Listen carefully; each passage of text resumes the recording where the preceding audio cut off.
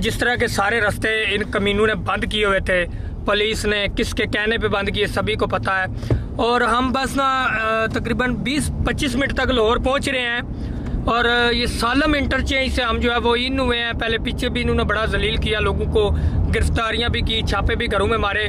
तो इंशाल्लाह कुछ ही देर में क्योंकि हमारे से थोड़ा सा आगे चली गई वो सहेल साहब की गाड़ियाँ निकल गई, सीएम साहब की, तो हमें फिर वहाँ पे रोका गया, फिर थोड़ा सा जलील किया गया। लेकिन कोई बात नहीं, इंशाल्लाह खान साहब के लिए ये सारी बातें कुर्बान हैं।